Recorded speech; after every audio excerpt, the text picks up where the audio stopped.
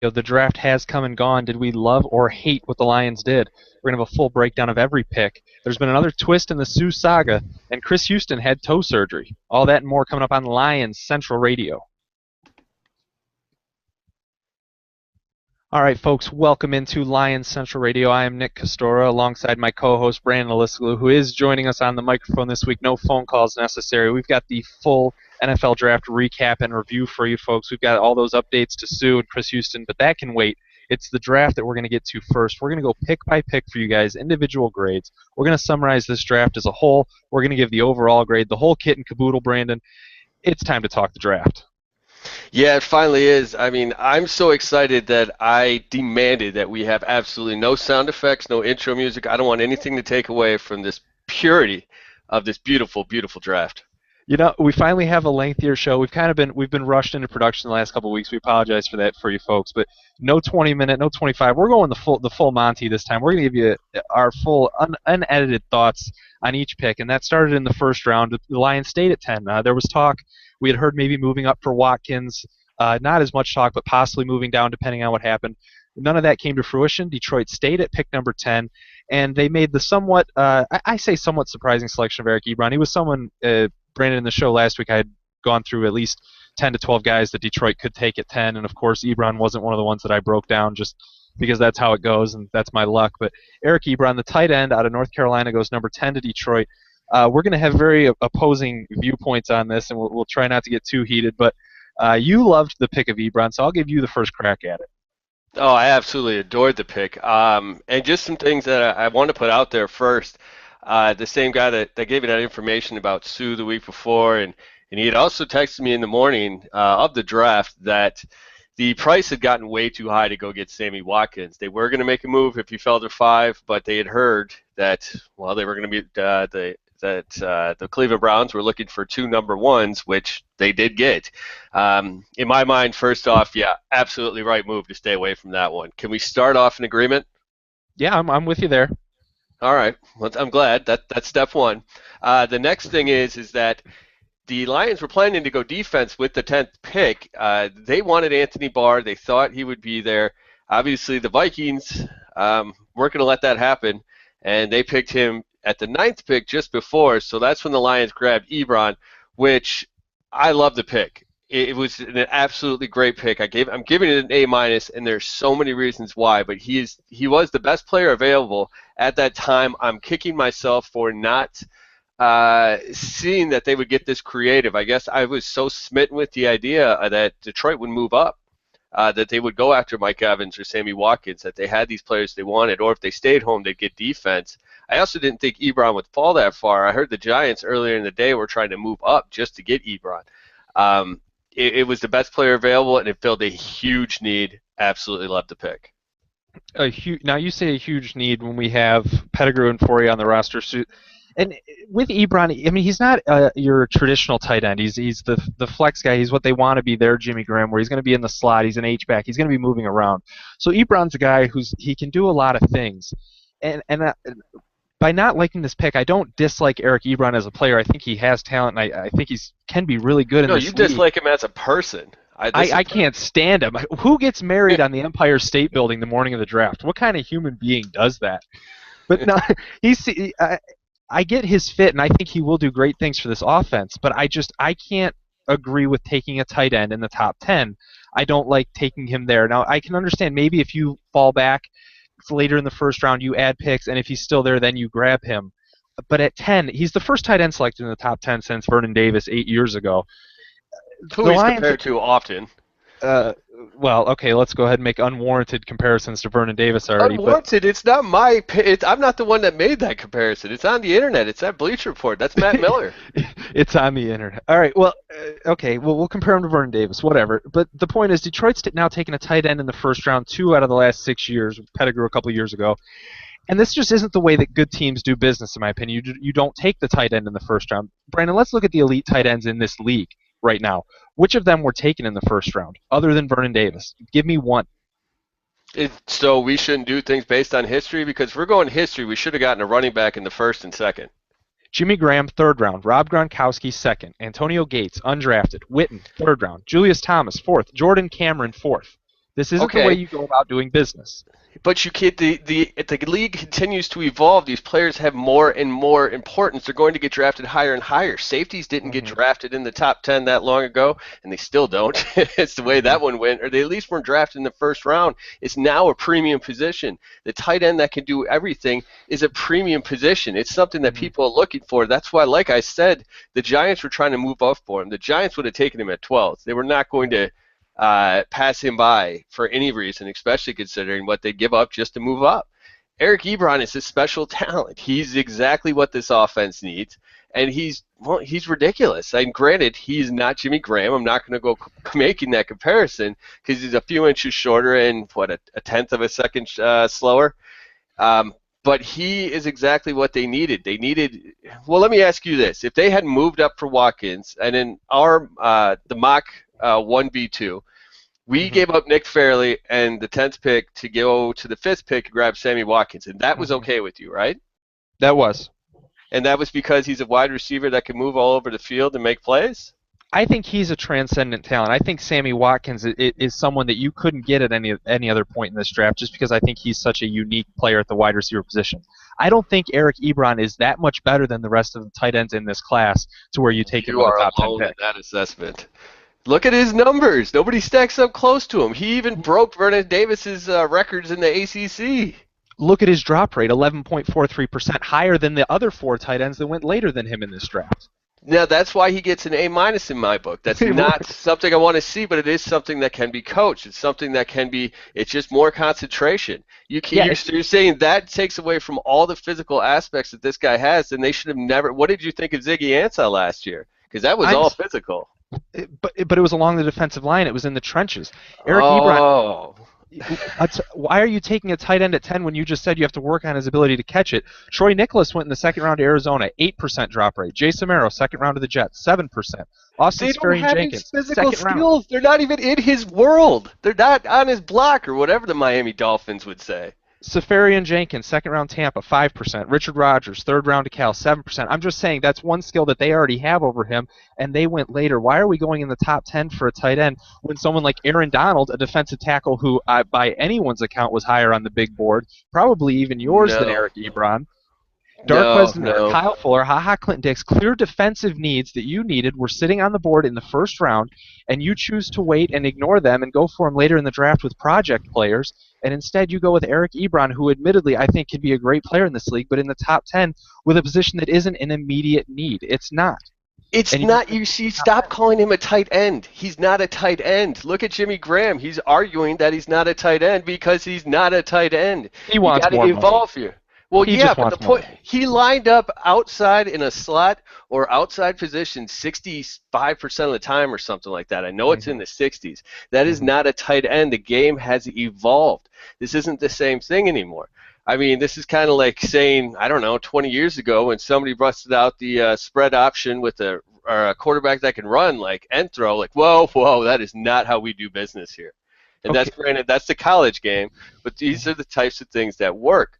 I mean, it's bigger corners. Bigger corners are all the rave now because they weren't, and now they are because it worked. This is something that is obviously working in the league. Look at the teams like Julius Thomas, Vernon Davis, Jimmy Graham, all of these guys. Ebron is going to fit right into that niche. I mean, he has 4, Mhm. 5, 6 speed. You can't catch or you can't coach that.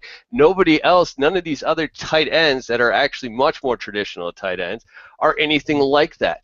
Ebron is a physical. If you line him up outside, who do you put on him? Julius Thomas was a fourth round pick. Jimmy Graham was a third. Tight That's end is a not the position. point. Tight end is a position where you can wait in the draft and find those diamonds in the rough. You don't need to rush a top 10 pick on one. Well, hold on. At one, Clinton Dix was even close to a top 10 pick. So let's forget about him. Let's forget about those guys. I understand your point, but do you understand what I'm saying? The game has evolved. When you have a chance to get a game breaker at any position for that matter, but especially on the offense, he's exactly what they needed. Now, say if there had been a wide receiver who was 6'4", ran the 4.5 40, blah, blah, blah, took it there, you'd be okay with that just because of the name of his position? This man is a wide receiver. Stop No. calling him a tight end. I didn't want any other receiver at 10. I said I didn't advise Mike Evans at 10. I was only with Watkins because I think he's so transcendent and I think he's better than everyone else. I don't think that for Ebron. And one of the things you said was that the game has evolved and this is what teams are doing. Well, then let me say something here. In the first round since 2007, let's run down what some of the best teams in this league have done since '07. How many I don't skill want a history lesson. This has nothing to do with it. Because the Lions are trying to blaze their own trail, and for 57 years, their trail hasn't worked. Since '07 in the first round, the Steelers have taken one skill position player. The Seahawks, 0. Year? The Seahawks, 0. How'd they do last year? The Packers, they traded 0. a first-round pick for one.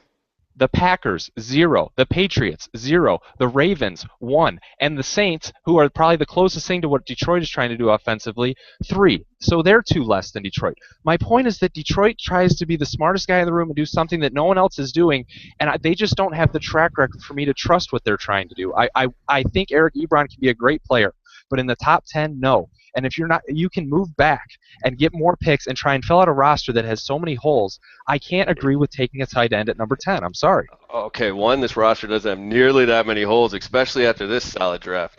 2, Nick, I understand what the past has done to you. I have all the scars on my heart too, but it is not an ex-girlfriend who cheated on you. You can forget about the past, buddy. This is all about today, and you got to evaluate this draft on its own merits. And the thing is that he is the best talent here. He is a complete player who can do whatever the Lions need for what they need because he's just a big wide receiver. And with their base package, which is going to be the 22, so you're looking at probably Pettigrew and Ebron on the field at the same time, Golden Tate and Calvin Johnson out wide. So when the defense comes out, they're going to be in their 43. Let's just assume they're going against the 43 because you're not going to bring in another DB for that set. But you have to think about it now. And if they do go with that 4-3, well, guess what? Let's just move Ebron out to the hash there, put him in the slot. Who goes with him? Does a linebacker go out there with him? Because the thing is, he will blaze right by a linebacker, bust the seam open, and score. Now, if you want to roll a safety up, that means you have single coverage maybe on Calvin Johnson. Is that something a team wants to do? Absolutely not. This is a pick. The reason that this pick is so great is because it's exactly what the Lions needed, and he is such a great talent. Nobody else in this draft could do this for him. There's nobody there. The other guys are not that good. That's why they went so late. What other guys? Really sold on Ha-Ha. Because the other tight end. He's not a tight end. He's a wide receiver, and this was one of the deepest wide receiver classes in recent memory. So if you're going to say he's a tight end, say he's a tight end. Is he a tight end or a wide receiver? He'll be lining up at tight end occasionally. My scenario was just one of the 35% snaps. But here's the other thing. So if you wanted to compare him to any other wide receiver, there's no wide receiver in this draft that can offer you what Eric Ebron can. So that's exactly the point. He's too big. He's a mismatch based on anybody you put on him. No matter who guards him, they're going to be at a disadvantage somehow. Brandon, I'm not denying his talent, but let's just look at what the other teams in our own division did. Chicago, Kyle Fuller, cornerback. Who cares? These are the teams that we're playing. Why are they not going for transcendent offensive skill position talent in the first round? They've all been better than us in recent years. Chicago goes Kyle Fuller. Minnesota goes Anthony Barr, the guy that we supposedly coveted. And Green Bay goes Ha-Ha Clinton Dix. They're building their defenses because these offenses, these quarterbacks in this division, already do so much damage. I get that we're going to overload and we're just going to beat them all up. But what's our defense going to do, Brandon? Because our secondary isn't that darn good, and there was talent to take there in the first round. But it would have been terrible value, and you should be saying the same thing. Why are you grabbing a safety there? You could have moved back 10 picks, or in this case, they could have moved back 17 picks and got a good safety, who might end up being the best safety. So that's the whole point. The value wasn't there. This is a value meets a need. It's perfect in that respect. And the thing is about the NFL, it's not about figuring out and trying to get a balanced roster.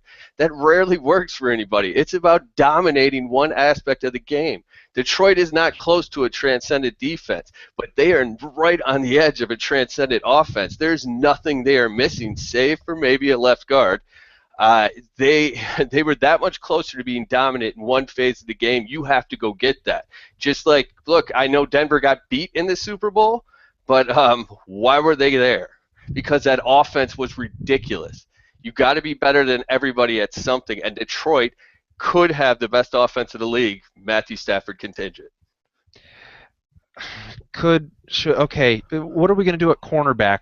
Are we going to go with Rashean Mathis and Chris Houston and development guys Slay and Bentley and Greenwood and say we're okay, we're set at corner. This is a secondary that's good enough to get us to where we need to go this season.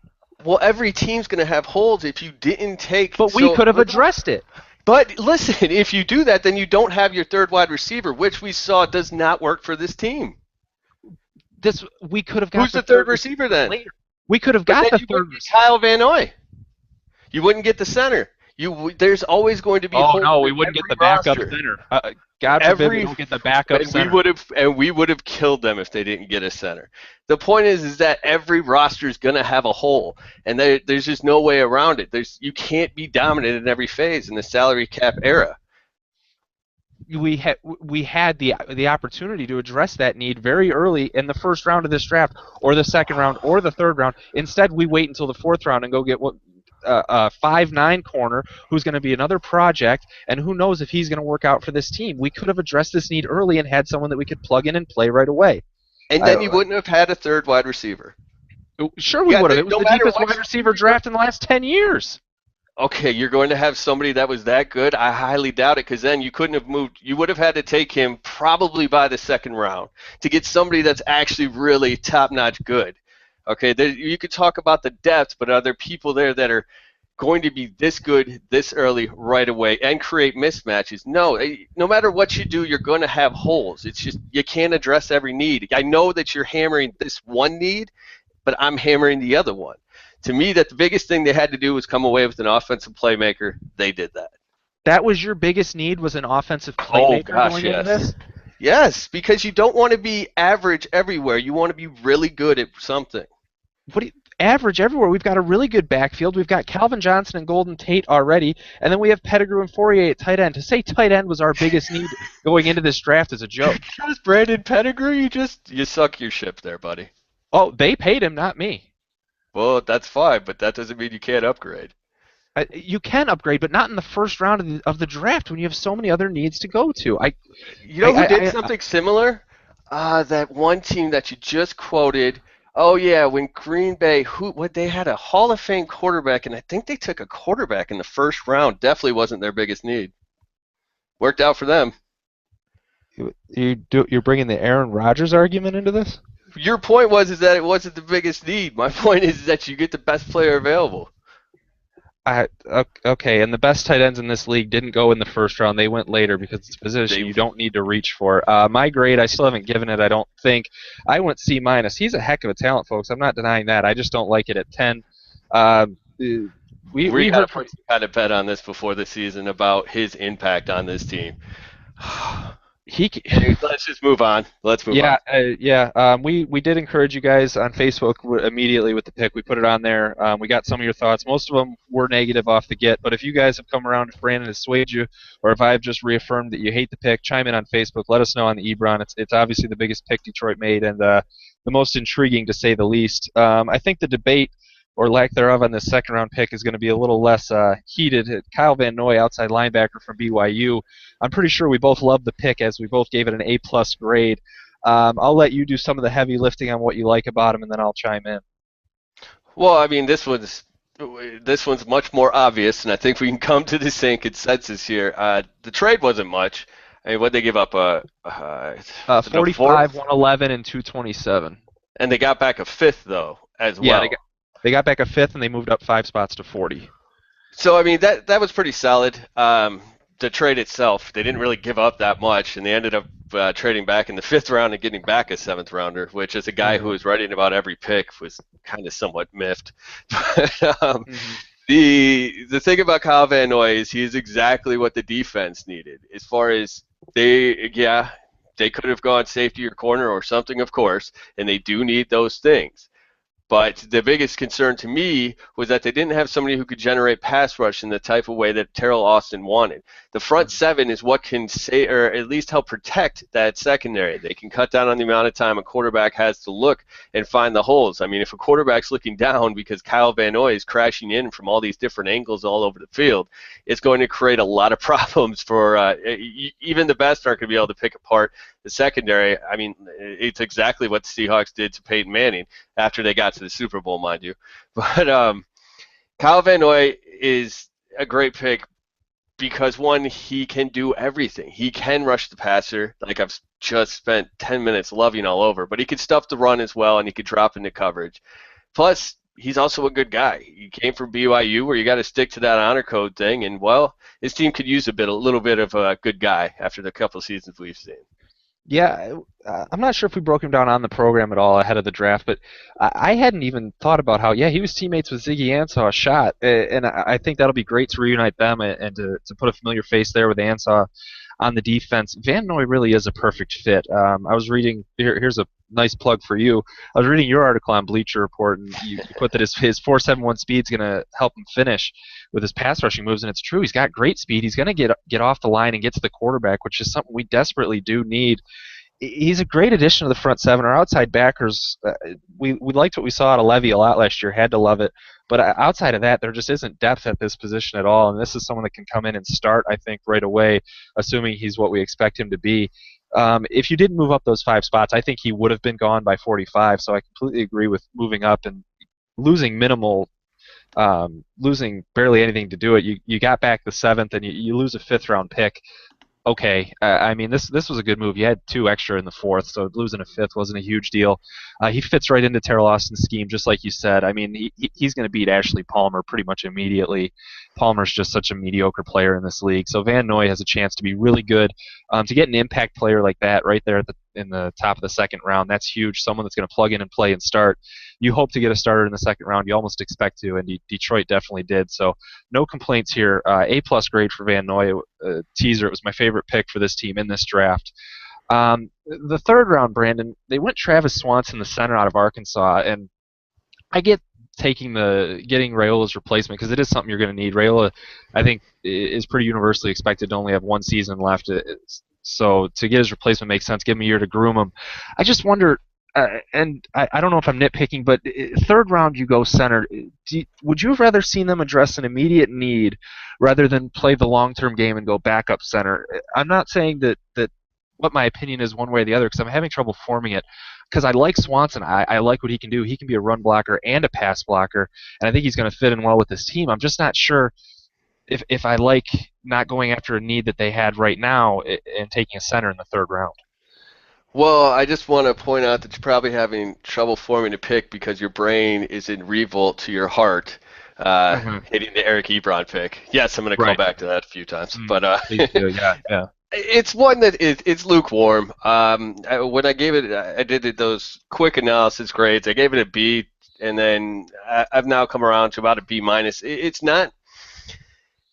I can't give it a very good grade just because it's not like it doesn't fill a huge need, but it does fill a need. And the thing is, maybe I should stick with the B. There's nothing that wows you about him. He looks sloppy, but the thing is, he is a center. He's 6'5". He's 315 pounds, and he's not a terrible athlete. He doesn't look all that impressive.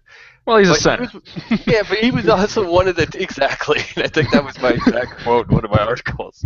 But the thing is that he fell because of the way that he looks. He fell because he didn't have a great Senior Bowl. The thing is, this guy played in the SEC and was considered one of the best linemen. In the SEC, you're going up against Nick Fairley. You're going up against the best defensive tackles in the country week in and week out, and he more than held his own. In fact, he even dominated at times. I love that pick from that respect, but at the same time, it didn't wow you. You wondered if he'd be there later. But there were a lot of centers that came off the board already. I mean, I think everybody wanted Weston Richburg. But the thing is he'll get that year to he'll get a year to learn. He'll get a year to grow, and he's going to also learn how to play guard, at least for the time being. So that also helps with the big need. We needed, we only have, I think, I can't even remember who the other backup guard is right now, and I just wrote about him the other day.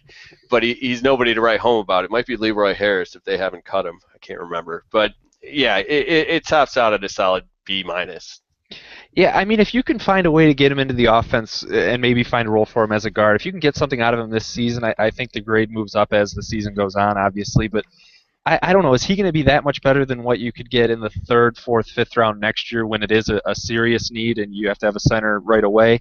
I don't know. I don't think anyone's all that excited about Swanson. I'm not sure that he's that much better than any other centers that were available on the board. Uh, Again, you're going to have your replacement. He's going to have a year to groom under Raiola. I don't know how good of a teacher Raiola will be just based on his attitude that we've seen over the years. But again, I'm not too upset about this pick. I saw a little bit more outrage about taking a center on Twitter and stuff. But yeah, I'm not wholly against it. I only want to see. I really couldn't go one way or the other on this pick. Center out of Arkansas, okay, that's where they went in the third. I guess what they did in the rest of the draft kind of shaped it as well. In the fourth round, they did go for that secondary that I was clamoring for. They went Nevin Lawson, cornerback out of Utah State. I hated the pick. I thought this was a need that was very prevalent, and I wanted to see them go with it much sooner in this draft. Instead, they go with a 5'9" project out of Utah State.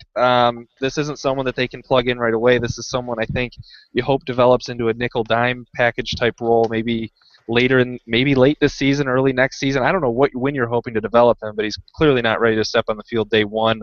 I went with an F on this. I just don't get it. I think he falls right into the same mold as the guys that you're already trying to develop. Bentley's, the Greenwoods. I'm just not with this one, Brandon. Well, while I understand that point, I mean it's not a complete developmental player from the prospect that he did contribute quite a bit. He also, I mean, this is a guy who had, I think it was 4 interceptions last year. He had 57 tackles, so he'll mix it up despite his small frame.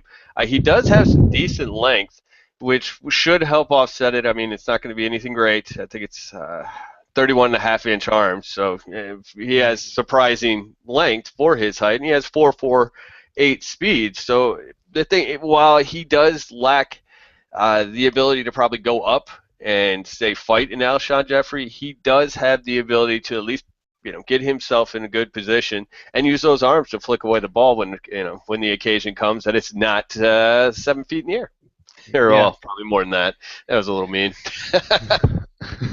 Look, I want to put immediate faith into Terrell Austin as the defensive coordinator. So if this is someone that he likes and someone that he thinks he can develop, maybe that immediately separates him from Bentley and Greenwood, who aren't his guys. I don't know. It just seems peculiar to go with such a small corner who is going to need work. He did have those 4 picks last season, yeah, but he's out of a small school. I don't know. I haven't seen an overabundance of tape. I've only watched a couple pieces of tape on him, but nothing wowed me with him. I suspect, I mean, he's a 4th-round pick. You're not expecting to be overwhelmed, but to address this need with a smaller corner who just fits into the guys you're already trying to develop, it was puzzling, I guess, is the word I would use. Yeah, I think I used the word head scratching in one article, and because of that same thing, that they already have the Bill Bentley, who should be a decent nickelback going forward, and you do need a dime back as well, I suppose. The thing is that I think here there wasn't anybody that would really play on the outside. Now, granted, we have differing opinions on where Darqueze Dennard would go, but I don't really think he's going to be what he was in college. Mm-hmm. I don't really – I'm not completely 100% sold, and I like him. He's a tough guy, hard-nosed, player, mm-hmm. But I worry about his size on the outside as well. He might not be a real fit. So if you're not going to find that outside guy, then try to find the inside guy. Just find some guy and hope that one of these bevy of signings that you've made recently can at least give you, league average play. Yeah, I suppose that's what this is. You throw another option into that mix, and you hope one of these guys, Bentley, Greenwood, Lawson, you hope one, or Slay even, one of them can emerge as a decent to good cornerback in this league. This is just another guy in the pot, really, for me. I went with an F grade. What did you go for, Lawson? I'm going to go with a C+. Yeah, okay, middle of the road. Yeah, I just wasn't excited by it. And the same thing followed with their other 4th-round pick, Larry Webster, defensive end, tight end, hybrid out of Bloomsburg. This one I didn't even understand really. Even on the panels on ESPN and on NFL Network, they were wondering, is he a D end? Is he a tight end? What's he going to do? I would assume Detroit's looking at him as a pass rusher. That's what they're going to want in the new Terrell Austin defense. I mean, he's raw. He has to be. He's only been playing football a couple years. I don't know if he would have been there later. I would have to imagine he could have been there in the 5th at least. He has the physical gifts. He's someone you're going to have to develop clearly. I went with a D on this one, Brandon. You went with a pass rusher at outside linebacker in Van Noy earlier. Now you're going with a project D. I would assume they're thinking D end. I wasn't a big fan. Well, the thing is, you can never have enough pass rushers, just like you can never have enough cornerbacks. And I think the cornerbacks comment was actually either Oh Austin boy. or Mayhew. But the Oh thing boy. is, they don't really have a lot of guys that could close. They do need, if Kyle Van Noy gets hurt, then guess what? They don't have anybody to play that role Mhm. behind him. But the thing that I agree as far as I thought it was a bit of a reach, I thought that he would be there at least one round later. But when I really started digging into him, so two players. Player A, 4.53 40-yard dash, 37.5-inch vertical, 124-inch broad jump, 7.27 three-cone drill. Player B, 4.58 40, 36.5 vertical jump, 123-inch broad jump, 7.29 three-cone drill. Who are those two players? Larry Webster and player B. I don't know. Jadeveon Clowney.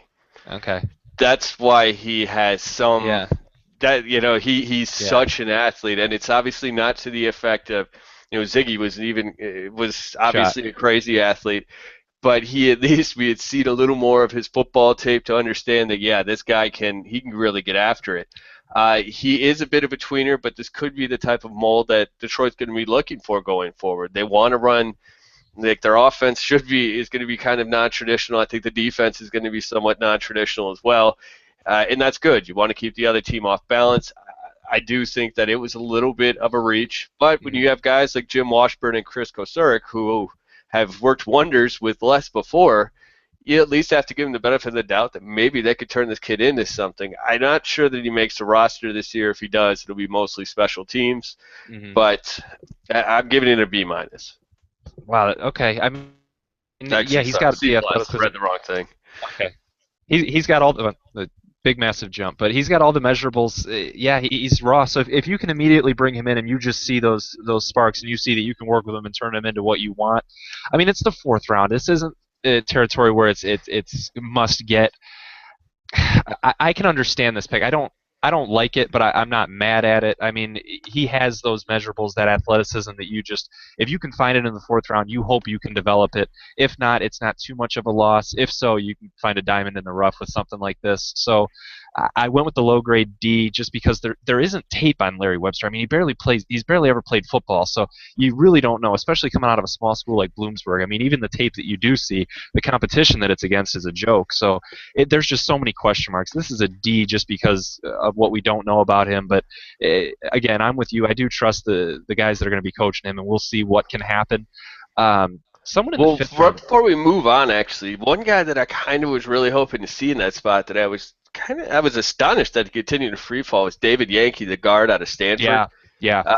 I was like, wow, Chris Sims actually he had like a 15-point drop off Hmm. from 2012 to 2013 in Pro Football Focus's grading system. He went from a good guard to just a smidge below average, and he's older. He's what 31, I think. So is he going to be able to hold up this year? He wasn't really doing much for him last year. You kind of wonder, would that have been the better pick there? It would have filled more of an immediate need, I think.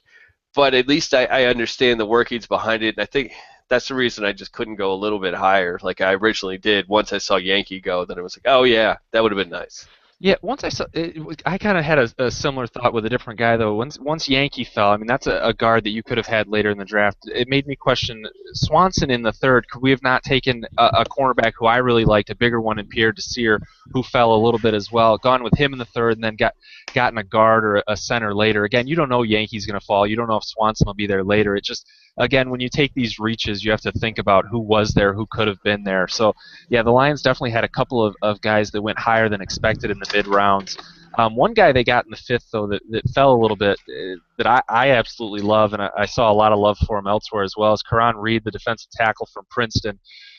Brandon, this was, I thought, their mid round home run pick. I think he's going to be a heck of a defensive tackle. We trust these D line coaches to develop him, and I think he's someone that can develop quickly. He's 6'2", 301 pounds.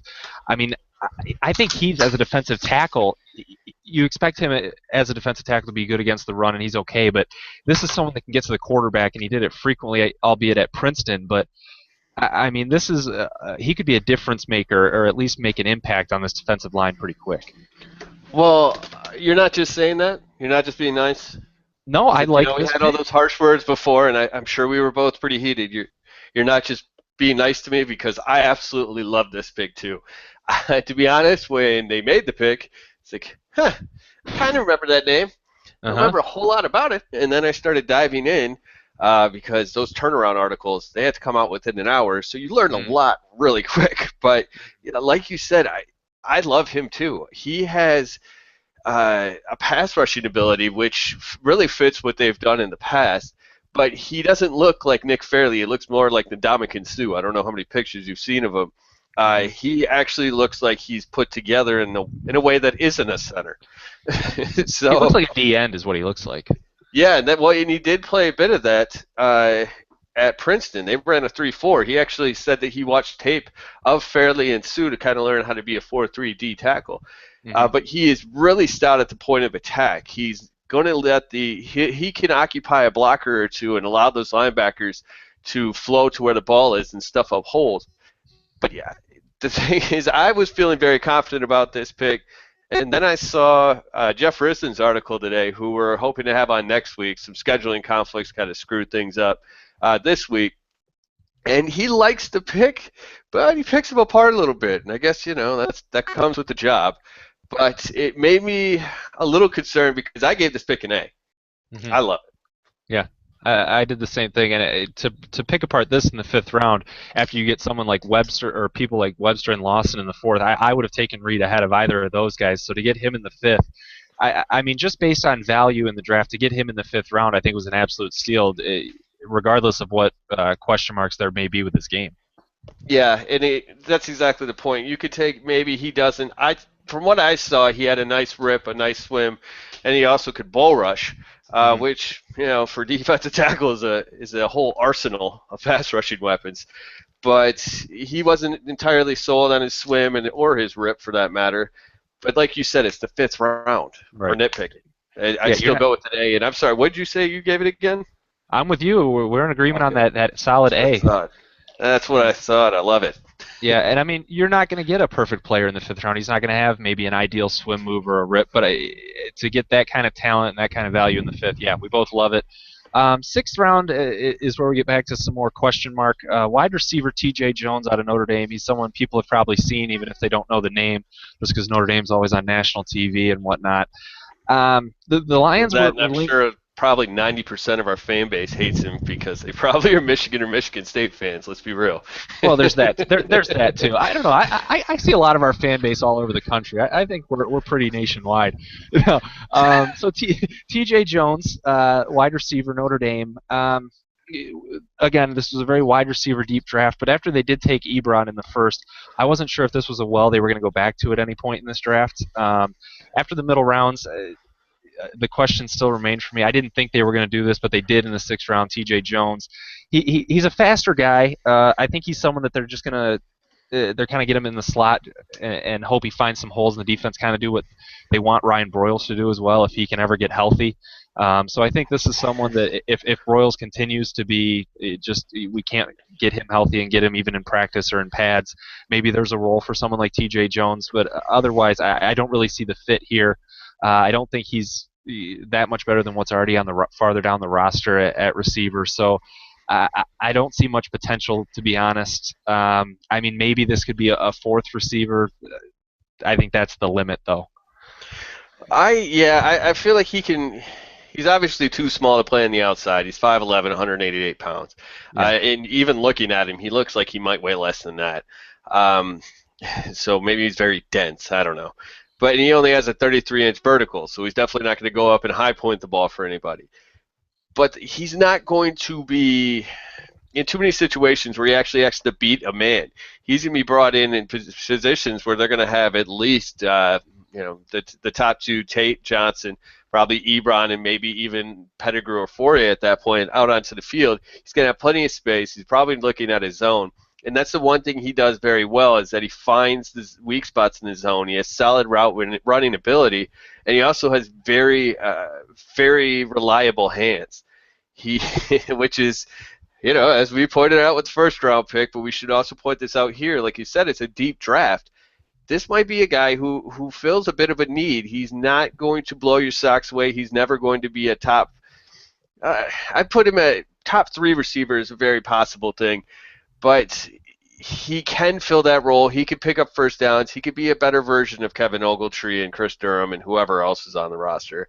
And yes, I almost hate that we even have to talk about Ryan Broyles. I feel I feel for the guy, I really do. But in every article I write, I always kind of forget about him a little bit, and then I have to go back and edit and go, oh yeah, you can't rely on him to stay healthy. Right. Yeah, and in the 6th round, 5th, 6th, 7th, I mean, it's really hard to have a terrible pick just because of where you're at in the draft. I went with a C on this one. I don't hate the pick at all. I mean, if something works out with T.J. Jones, great. I mean, obviously our receiving core isn't one of the best in football, and there's holes to find on the depth chart. No one's in love with Chris Durham or Ogletree, and again, we don't know what the heck to do with Broyles. So maybe T.J. Jones comes in and asserts himself in camp and finds that slot role. You can't hate the pick just because it's the 6th round. I went with a C. Where'd you land on this one? I actually landed at a B, solid B. I was B plus to start just because I thought that he really filled the need. And after thinking about it more, he still does. I think he'll beat out anybody else on the roster. I think he could beat out Kevin Ogletree. I think he could beat out Durham. He has that 4.48 speed, like I've said. He's the type of guy who really gets in sync with the quarterback. And he saw at least 2 the last 2 years. And it's not like Notre Dame's quarterbacks are knocking down doors in the NFL these days.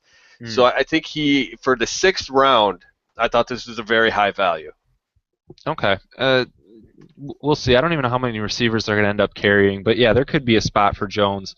7th round, they went with a pick that was just fantastic in every sense of the word. In the 7th round, this is where you take a kicker or a punter. We may have mentioned a punter previously on the program, but 7th round they go with Nate Freese, kicker out of BC, widely regarded as one of the best, if not the best kicker in this draft. And the Lions nabbed him in the 7th. Love the pick. Went straight A+ on this one. I was hoping they would do this. They obviously need a kicker. Akers is gone, thank goodness, and my pining for Havard Rugland has gone unnoticed so far by Lions management. So Nate Freese is the guy. Good kicker, accurate, strong leg. I mean, he's got everything you want. That's why you draft him. If you're going to draft a kicker, he better be all around, and he can do it all. So, yeah, there's not much that can be said other than this is a great pick. Yeah, I agree. I'm not going to give it the plus just because, well, it's still a kicker, it's still the draft, and I'm going to be the old traditional curmudgeon here and hold on to those values. But, yeah, this is obviously a desperate need.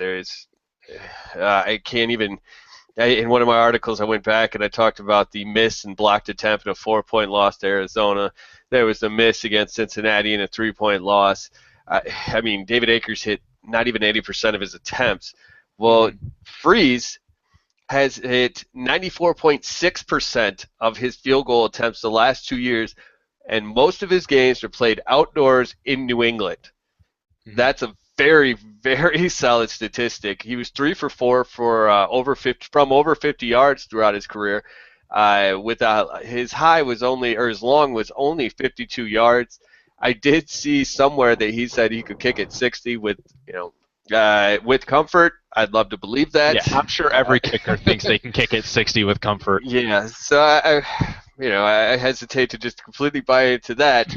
But put him in a dome, and he's already hitting 94.6 in the whirlwinds of a nor'easter. You have to love that. That's solid value right there.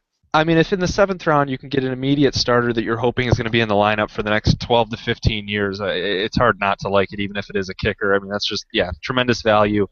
And it summed up the draft. That was the end of the Lions picks. They only made the one in the 7th. So we come full circle, and it's time to give the overall grade. Just to sum up the names again: Eric Ebron, tight end; Kyle Van Noy, outside backer; Swanson, center; Lawson, corner; Webster, D end; Karan Reed, D tackle; T.J. Jones, receiver; and Nate Freese, kicker. So for the overall draft grade, Brandon, I went with a C+. When I kind of went back on it, I ended up liking a little bit more than I didn't out of this class. Again, I love Freese. I love Van Noy. Eric Ebron is a very talented, a very good football player. He's going to be great for this team, even if I didn't like the position that he was taken in. Swanson, you have your center of the future. Webster, he could develop. He's the kind of athletic freak that you go grab in the 4th round. He's someone you don't take earlier, but you get him in the 4th. Karan Reed, I think, can have immediate impact out of the 5th.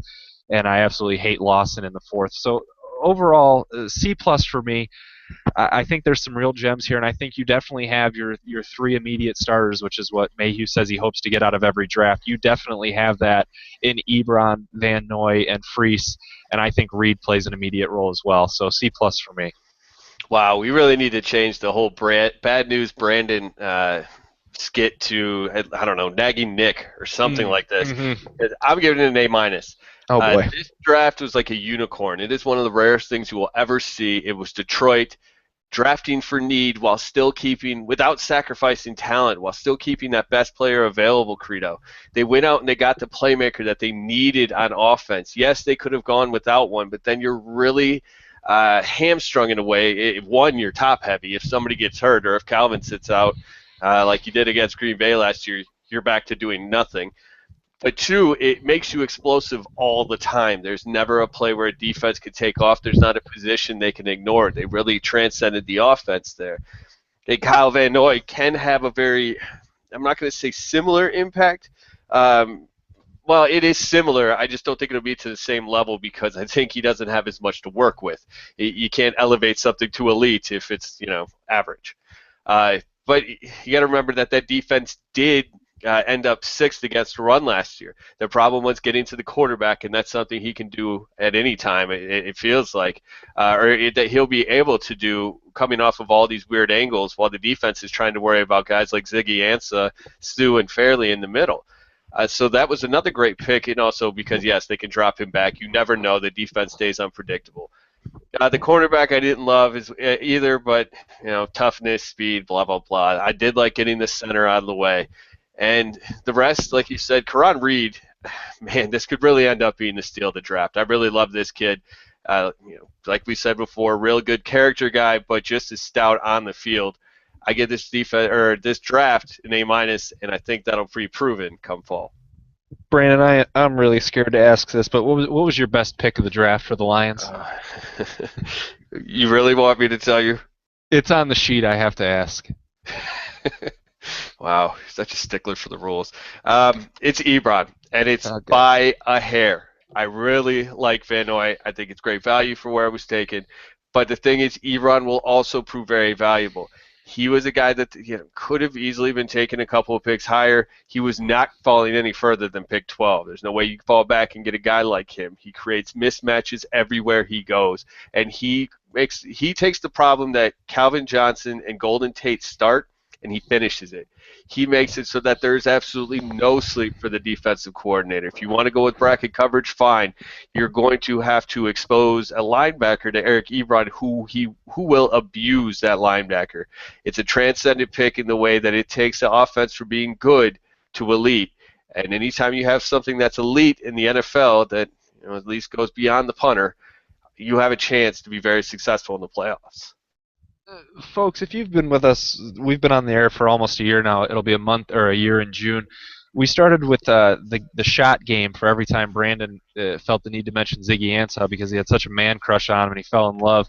I think for a new season and a new Lions team, I think we need to redesignate the shot game. I think we need to move it to Ebron. Now I'm going to go ahead and ask for your approval on this because it's your game, but I think Ebron might be the bigger crush at this point. Well, look, if that's the case, then nobody can play this game while driving, or if they're thinking about driving anytime within the next, 48 hours. There will be a lot of Ebron hits for me. I still love Ziggy, but it's kind of like that first love that you had, but it just wasn't the right timing, and then everything kind of fell together. It's right there. It's coming, and it's going to take this offense to the next level.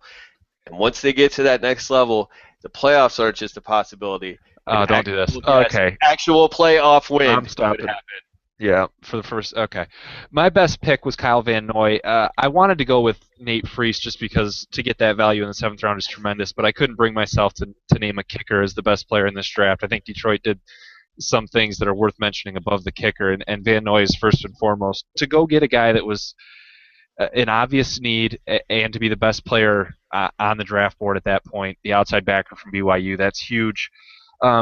You saw me and Brandon disagreed about if Ebron was or was not the right pick at 1 if he was the best player. It was universal. Everyone loved Kyle Van Noy at outside backer. There's no disagreement from anyone. The Lions went out and they got a player who's going to come in right away. He's going to beat Ashley Palmer, and he's going to be able to get to the quarterback and do things that Detroit needs him to do. So to question this pick, I'd love to hear someone with a counter argument because I haven't seen it yet. There's not much to dislike about someone that really could have went in the first round, middle to late first, and no one would have had any question marks about it. To get him there in the second is awesome. I love that they were willing to trade up, move up those 5 spots, and go get him, knowing that he wouldn't be there at 45, and really not lose much in the process. So this was just smart management from Martin Mayhew to make this work and to bring him into the fold. On the flip side, Brandon, the worst pick for me was Nevin Lawson. Just to get that cornerback, and maybe it's because of his size, but I feel like he's just going to get lost in the shuffle so quickly. And to take a 4th-round pick, I'm not sure what other position they should have went and what other value, but somewhere else at that point, because I wanted a cornerback earlier. Yes, they didn't do it. So either abandon it, or either don't take another guy in Lawson who's just going to fit in with the mold that you already have at the position, I think is what I'm trying to say. I wanted the cornerback earlier. Either do that or ignore it. Don't go in the middle rounds and just take someone that's not going to move the needle at all for this team. I really don't like this pick. I don't like that he's a raw player that you're taking in the 4th at a position where you already have those kind of guys all over the place. Nevin Lawson, worst pick for me. Yeah, it's kind of hard to go against that. I mean, watch the kid end up just being a superstar. That'd be great. It was Bleacher Report did some. They have Team Stream Now videos, and that's what they had Matt Miller doing. And it was after picks. It was pretty cool. I mean, they're pretty rapid. I'll go ahead and get rid of the suspense for you. That, of course, they gave Ebron an A. Absolutely loved it. Same with Kyle Van Noy. The best thing that I heard them talk about when it came to Nate Freese is that he's a fighter. And they must have said fighter. I'm going to go ahead and say 12 times within 2 minutes. And that's great. Yeah, that is something you want in a football player. But it's hard to get behind a 5'9" cornerback when all we've heard is how we love the big corners, how everybody needs big corners to go against guys like Calvin Johnson and Brandon Marshall and Alshon Jeffrey and Jordy Nelson. This guy can't do that.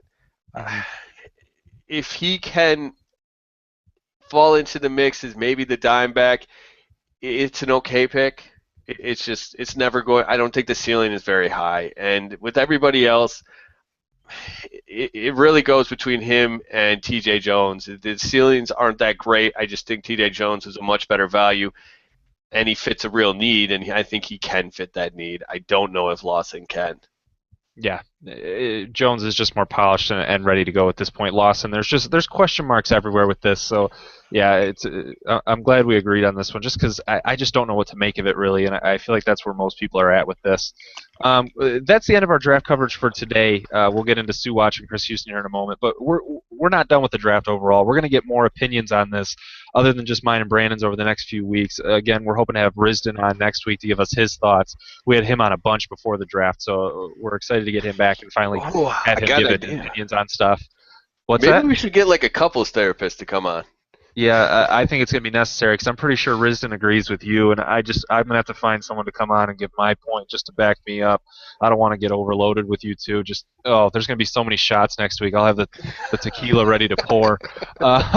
So, yeah, but that's coming up in the next few weeks. We'll have plenty more opinion on this draft, and you guys are always welcome to weigh in on Facebook and Twitter. We love when you do that. Just more pressing matters for now. Sue Watch. We don't have the music, but I'll do it for you. This was kind of interesting, Brad. Not just interesting, kind of weird. Report from Sean Stinson. You guys shouldn't know who he is. He's a writer in North Carolina, but he's covering undrafted free agent Justin Jackson, who went to Wake and the Lions and bringing him in. Exciting prospect, by the way. Oh yeah, but a quote from him in the article from Jackson was that he said he was starstruck by Ndamukong Suh when he was here for workouts, and no one knew Sue was here for him to be starstruck by at workouts. Now, was this a misquote? Was Jackson just naming Detroit Lions? No, it's still unclear if Sue was actually there or not. No one knows. So this is just kind of an odd story. Yeah, I didn't completely read the story because I guess, one, I don't even really care that much anymore, but also because I did read the part, though, that said that he was maybe just naming Lions like Calvin Johnson and Nick Fairley and Ndamukong Suh, like, the kid was starstruck. It's kind of like being shell-shocked, I guess. You don't really know what they're going to do. So maybe Sue was there, maybe he wasn't. It's going to be a mystery going forward. Suwatch will continue. That's the good news. I mean, Yeah. I think above all else, we will get to hear that great soundbite again. Oh boy. But do you even care if he's there anymore? No, and I guess I will see if he wants to show. There's voluntary mini camps I think next week, so if he's there, I think there's more validity to him having been at this. It's just it's a merry-go-round of he said, she said. I don't care, honestly. I mean, I'd love to see him at the voluntary minicamp next week. I've said that before, but I don't expect it. As long as he's there for the when it's mandatory and there's no issues with that, so be it. I'm done debating Sue at this point and wondering what he's doing. My guess is that he's in Oregon, but I really don't care one way or the other at this point. Other piece of news, last piece to clean up here. Chris Houston, just to validate my point that Detroit needs help at the cornerback position desperately. Toe surgery for supposedly Detroit's best corner. He posted a pic on Instagram if you guys want to check that out. Timetable for his return is unknown, so we don't know what's going on there. This has been an injury that we've heard about at different points during the off season, so it's something to keep an eye on. I wouldn't label it as serious or anything right now, but I mean we keep hearing about this. Yeah, it was one of those things that when I saw it, the headline was kind of enthusiastic. Dad says he's doing great. I'm like, oh, wow. All right. So I start looking into it. I read the article, see the no timetable thing. So I Google toe recovery or toe surgery recovery, whatever it was. Let's just say that the things I saw were not good. 12 months, a year, 18 months, 12 to 18 months. Like, oh, good Lord, that is not good. It's very concerning. I'm not saying that Detroit shouldn't have gotten a corner. I don't really think the board really felt a way that they ever could have gotten one. They did try to trade back. I wish I would have remembered that when we were arguing about the Eric Ebron picks. We will have another argument again. I'm thinking every other week, maybe, I don't know, for the next, how long, when's the season again? But as far as the toe injury, it's not a good thing. We'll see when it happens. Like Nick said, next week we're going to have some guest opinions for you on the Detroit Lions draft, so you don't just have to listen to Nick and I. Even though everybody knows you agree with me, I'm right. Eric Ebron is the transcendent pick. I'm giving you the thumbs up, which is great in a visual media like podcast. Also, we're going to talk about the undrafted free agents. My big teaser, a guy I really, really like, and I suggest you go look up right now, Jerome Copeland, something like that, from William and Mary, a known powerhouse in NFL feeder school. But this guy can really pound. He will be great in the box. He will be great as a strong safety. I'm excited to see what he can do. I'm also excited to hear from you folks on social media. You can hit us up at Lions Central Radio on Facebook, like our page. I don't know if you saw, Nick, we went over 1,000 likes. I was pretty excited about it. I saw it. Yeah, we're growing pretty rapidly now, and that's because you guys are telling a friend, you're telling a family member, and like I said before, it could be because they're Lions fans. It could be because you don't like them and you think we suck. I don't care why you do it. Just go ahead and share it on Facebook, share it on Twitter, share it with a friend, share it with a family member. We appreciate it. That's the price of admission around here. But on Twitter, you can find us at Lions Central PFC. You can find myself and all my glorious opinions at Brandon Elistiglu. And you can also find nagging Nick Kostora at Nick Kostora. I really think you should add the nagging to your tagline. Yeah, I'll keep it in mind. I've got a couple of Central Michigan undrafted free agents to get into. I know these guys pretty well because I've been watching them for the last 3-4 years of my life. So I'll give you full thoughts on them and some other undrafted free agents along with Brandon next week. Until then, for Brandon Elistiglu, I am Nick Kostora. Thank you so much for listening to Lions Central Radio.